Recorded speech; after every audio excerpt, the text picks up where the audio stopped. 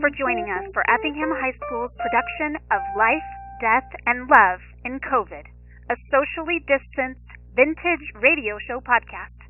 This is part one of a three-part series that will continue for the next 2 evenings at 7 p.m.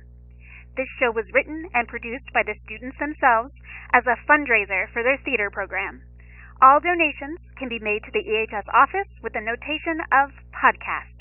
We are asking the community to help support our program as we work our hardest toward regaining all that we lost last spring when our production of Willy Wonka was shut down 3 days before opening due to COVID-19, thus becoming a financial devastation to our program. Any support you can give would be greatly appreciated. And with that all said, sit back and relax as you listen to part one of Life, Death, and Love in COVID. In a time which is like no other time, we find ourselves living lives that are like no other lives. Our friends, our family, our very beings are all challenged by an atmosphere of uncertainty and constant adjustment. What is right and what is wrong blur with what we can do and what we cannot do, and how we feel about any of it changes daily depending on our mood. This is just one story in a long line of stories that has developed and is continuing to develop in this ever-changing world around us.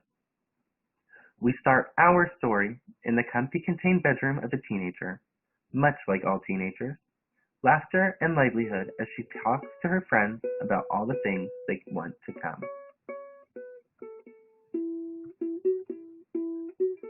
Okay, the plan. We all tell our parents that we're spending the night with you the night of Brad's party. Should be easy peasy. Won't her mom want to know where we're going? Yeah, how do we explain they're not so late? Guys, chill. Didn't you say your mom is working the night shift? It'll just be us there. No way. Since when? Since the ruinous is ruining all our lives, the hospital has her working the COVID floor.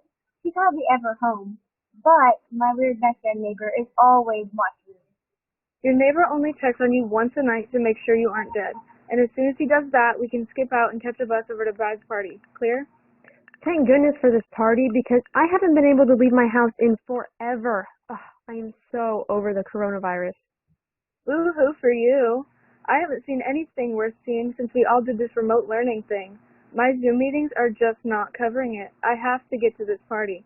Brad is always hanging around the best-looking people, and I haven't even skimmed the pool yet talking to all of them. I'm still not really comfortable with you using Brad's feelings to me as a way to get you all day. It's not like you and I are an actual solid thing. That was kind of all getting going when we left school. Well, the point is, there is a party, Brad is having it, everyone who is anyone is going to be there, and so I am going to be there. You need to make this happen for me. Yeah, is it really going to kill you to save the day here? Okay, fine. What was the plan again? And as the plan begins to develop, and the girls find cheer and camaraderie in their slight deception, our story really begins to unfold. If she were to know what was to come, would she have done anything different? For who knows how you would react to something until you are virtually knee-deep in it.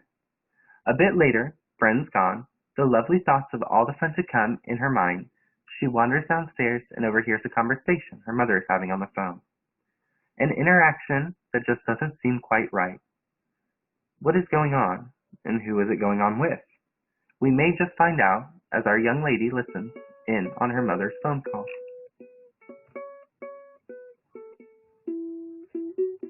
What did they say? You're getting worse? How are you getting worse?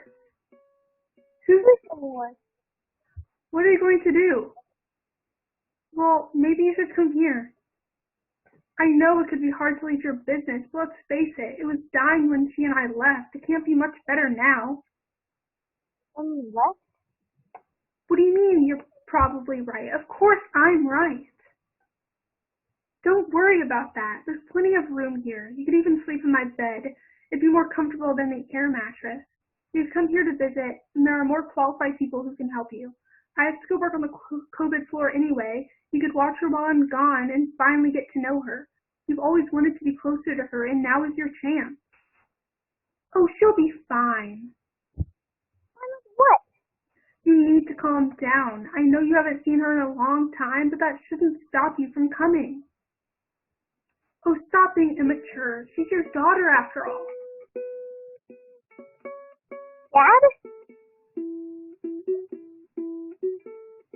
The shock, the terror, the whole what of it all was definitely enough to send our poor girl into a tailspin.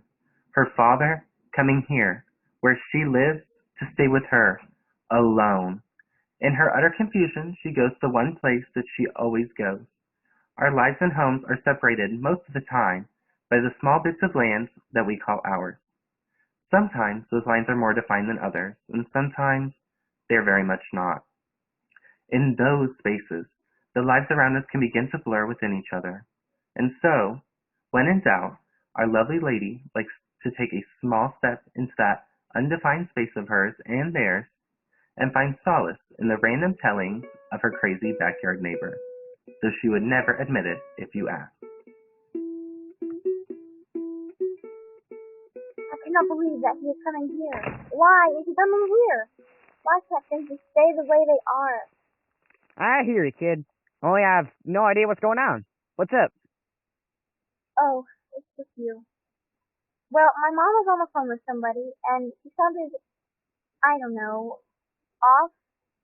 So naturally, I started listening. As you do. Anyway, I finally realized that it's my dad. They kept talking about some kind of treatment, and she told him that she's going away to Atlanta for, and that she might need his help with me. And she said that would give him more time with me, or whatever. So I don't know if he's coming over, or I don't know. And why is he coming now? Why does he have to spend time with me? Why do I need a babysitter? I've been by myself before. I should be fine. I'm so confused. I want to know why. I used to have a dog. What? Let me tell you about him. I used to have a dog. I loved the thing. Name was Jimmy. At first, I took him everywhere. I played with him all the time. Took him for walks day and night. But as I got older and busier, I had less time for poor Jimmy. And just like that, he got sick. He got really sick. And every day, he got worse and every day I had less time. And then one day, he died. I was heartbroken. I felt awful. I should have made time for Jimmy. I should have given him the love he deserved while there was still time. I should have treated him better. Well, he's dead now. Can't change that. How does that story help me at all? I mean, it's very sad that you lost Jimmy, and I'm very sorry for you, but I just don't see why that is important right now. Can I tell you a secret? Sure. People think I'm crazy. That my stories are useless. But boy, are they wrong. So you remember my poor Jimmy, kid. He might help you later. Oh, well, okay then. I'll remember, don't worry. I better go. Thanks for the, story. Bye. You're welcome, kid. Tell your mom I said hi. See you later. And with those brilliant words of wisdom, our young lady returns to her life. The shadow of her unexpected visitor hiding in the background, she begins to live into the moment. She waits for any bit of joy and happiness and anything more than what is now. Longing for a laughter that is easy, she hopes that everything she has seen over the recent past becomes slightly less of an inconvenience. But shadows have a funny habit of finding us when we least expect them.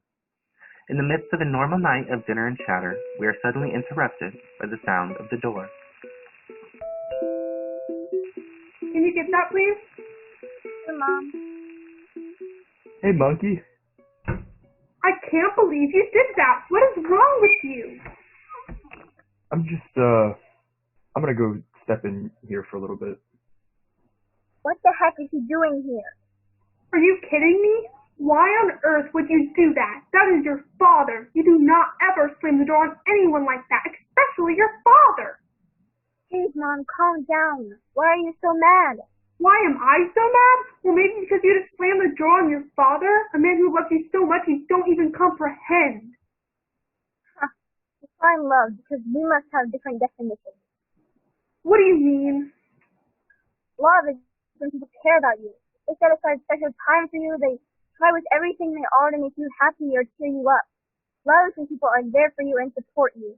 Love is not staying in your life for 5 years, making wonderful amazing memory that you treasured ever since you left. It's not making love. It's not making love you with all my heart and then leaving me for 10 years. Sweetie, I had no idea, but trust me, your dad loves you very much. Yeah, right. If he loved me, he wouldn't have left his little monkey on her own for 10 years. Speaking of which, why is he here? Listen, honey, there are elements at play here that you don't understand. Then help me understand. You're not ready. Mom, what's going on? Is he okay? Your dad never wanted to leave you. Then why did he? Why is he here now? He's here now because I have to go work on the COVID floor and because your dad has something he needs to do in the city. Mom, that doesn't answer my first question. Why did he leave me? Just give him a chance, please. You don't know how much that means to him. Just give him a chance. I'll try. And so, my dear listeners, our real story begins. Two people separated by years of loss and unknowing, by time and situation, by youth and adulthood. And in the midst of a year that is like nothing we expected, we find ourselves in the presence of a relationship that is so very much the same, and a father that is trying to connect to someone who is no longer his little girl. Hey, monkey. Oh, hi, Dad. Hey, I've actually been meaning to give you a little present. You guys forgot him when you moved. What? What are you talking about? It's Banana, your long-lost furry friend. Huh? It's Banana. Oh, come on, you have to remember him. You took him everywhere. I gave him to you for your 3rd birthday. He's why I call you my little monkey. Here, take him. Go ahead and squeeze him, too. You want me to squeeze the monkey? Yeah. Oh, boy. Whatever you say, Dad. I love you. Wow. I got him for you when you were little so that you would always remember that you were my little monkey and that I loved you. He must have gotten lost when you guys were packing, and he's kind of what's kept me going all these years. Aw. Thanks, Dad. I think I might be remembering him now. But I can't really play with toys anymore. I'm 15 and all. I just thought you'd like to be reunited. Oh, of course. It's still very thoughtful of you to bring him all the way from the country just to give it to me. Thank you. No problem. He's helped me through a lot of really hard times, and I think he'll probably help you too. That's cool. But unless he can help me with the math test, I don't think he can help me anytime soon.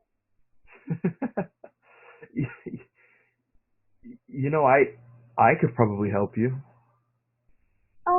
No thanks. No offense, but we do it a little differently than when you were a kid. Jeez, how old do you think I am? Oh, you're ancient. Hey!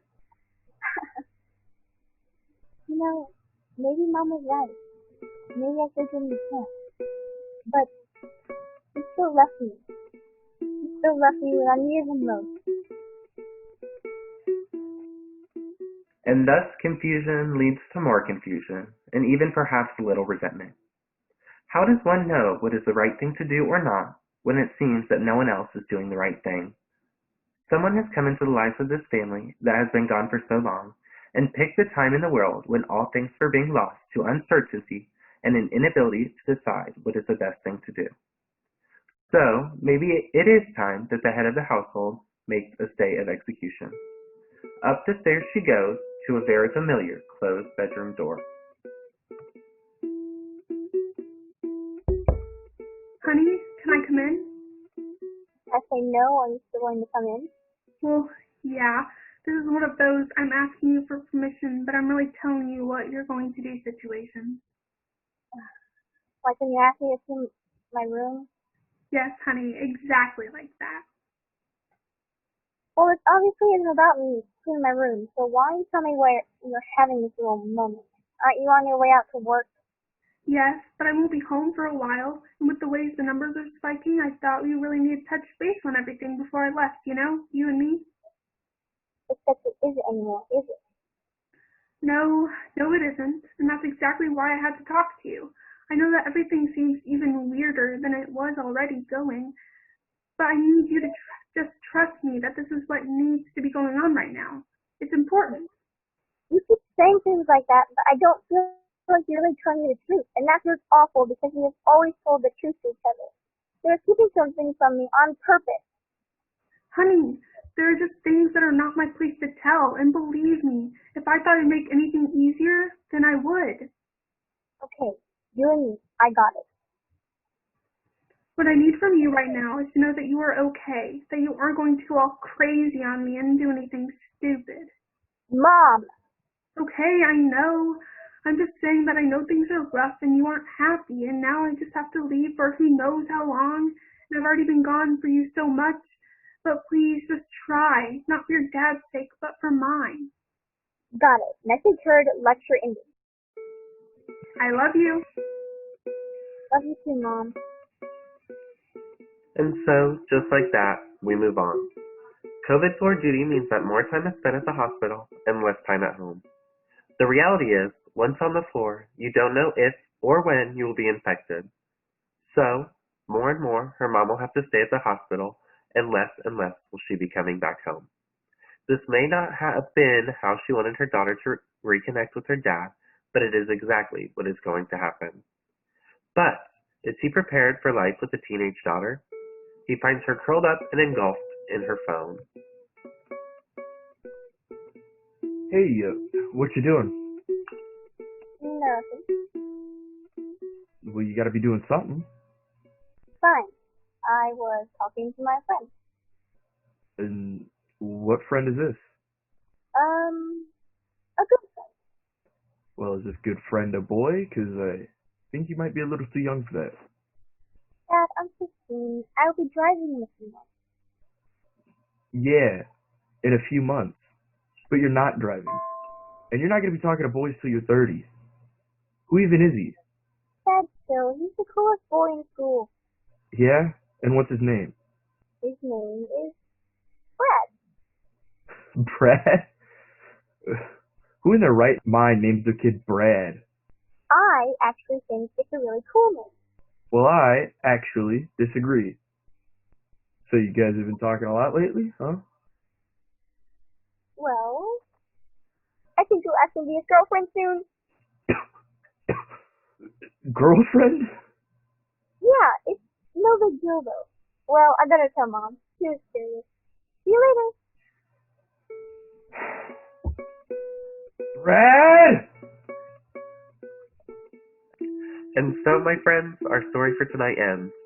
Now, we lean into more days of mom on the COVID floor, and dad learning how to reconnect with the daughter that holds so much resentment for time lost. What will happen next? Will we find out really why her father came to stay? Was it just to connect with her? Will we find out what happens with the girls in the party? Will they really sneak out of the house? The world is a strange and magical place, and if we have learned one thing about 2020, it is that anything can happen.